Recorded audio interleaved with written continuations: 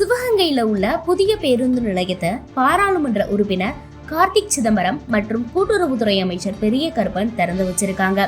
ராணி ரெங்கநாச்சியார் பழைய பேருந்து நிலையம் முழுமையா அகற்றி அதே இடத்துல நவீன வசதிகளோடு புதிய ராணி ரெங்கநாச்சியார் பேருந்து நிலையம் அமைச்சிருக்காங்க. சிவகங்கை நகர மக்களுக்கு எப்பொழுதுமே மனதில் ஒரு குறை உண்டு. அவர்களுடைய புரிதலிலே மாண்புமிகு முன்னாள் நிதியமைச்சர் மற்றும் நானும் எல்லா திட்டங்களையும் காரைக்குடி பகுதிக்கே கொண்டு சென்று விடுகிறோம் என்று அவர்களுக்கு ஒரு தவறுதலான புரிதல் உண்டு.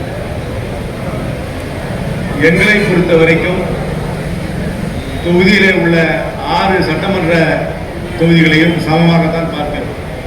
2.5 லட்சம் பேர் கொடுக்கல. தயவுசெய்து சீரியஸா எடுத்துங்க. இந்த சீரியஸா எடுத்துங்க. எல்லாரும் இந்த சீரியஸ்னஸ் இல்லாம நீங்க ஃபார்ம் கொடுக்காம போனீங்கன்னா உங்க பேர் விட்டு போயிடும். ஜனநாயகம் எப்படி இருக்குன்னா நம்ம எல்லாரும் பங்கேற்றதான் ஜனநாயகம் இருக்கு. ஒரு 2 லட்சம்ன்றது சாதாரண ஸ்மால் நம்பர் கிடையாது. 12 லட்சம் பேர் 2 லட்சம் பேர் கொடுக்கணும்னா 15% பேருக்கு கொடுக்கல. 15% மக்கள் அதை கொடுக்காம இருக்குது. எனக்கு என்ன வேதனை அளிக்கிறது.